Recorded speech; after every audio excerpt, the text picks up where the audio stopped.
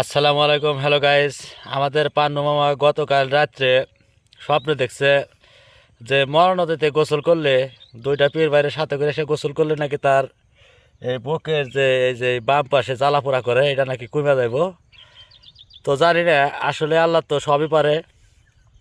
আর স্বপ্নে দেখছে মামার এই জন্য আশা পূরণ করার জন্য আমরা সকলেই আইছি, এবং কি আমরা দুইজনেই আইছি, দুই পীর ভাই আইছি পান্নু মামার সাথে, যাতে তার জ্বালাপোড়া কমে। অবশ্য মরা নদীতে গোসল করার আমার স্বাদ নাই, কি কন ভাই? আপনার কি আসছিল না? যাই যে কোনো এক ওসিলায় আমরা গোসল করে আইছি। এতে যদি তার বুকের জ্বালা পোড়াটা কমে, আল্লাহ যদি মাফ করে, এতে আমাদের শান্তি। তো আমরা চেষ্টা করতেছি মামার আশা পূরণ করার জন্য। মামা তাহলে বিসমিল্লাহকে ডুব দাও নাকি কও? ইনশাল্লাহ সে ডুব দাও। হ্যাঁ, আমরা দেখাইতেছি। হ্যাঁ, দেও ডুব। দয়াল মুর্শিদের নাম নিয়ে, আল্লাহ রসুলের নাম নিয়ে দেও, ডুব দাও। এই তো দেখতে পাচ্ছেন মামা ডুব দিছে।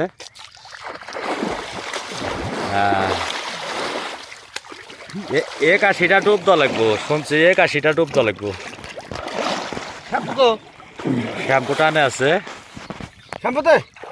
ওই যে শ্যাম্পু নেই।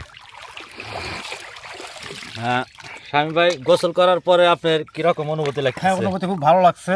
জায়গাটা খুব সুন্দর, খুব শান্তি বোধ করতেছি। তেমন ঠান্ডাও না, তেমন গরমও না। যাই হোক, ভালো লাগতেছে। আচ্ছা, এটা দুঃখের কোনো বিষয় নাই, যেহেতু যত কষ্ট হোক বাইরের আশা পূরণ করার জন্য আমরা সবই করে পারি। যদি মাঘ মাসের ওই রাত 2টার সময় গোসল করা লাগতো, তা আমরা করতাম, কইতাম না ভাই? করতাম, অবশ্যই করতাম, ভাইয়ের জন্য করতে হইতো। বহের জ্বালা পোড়া তবু শেষ করে হলাম আজকে।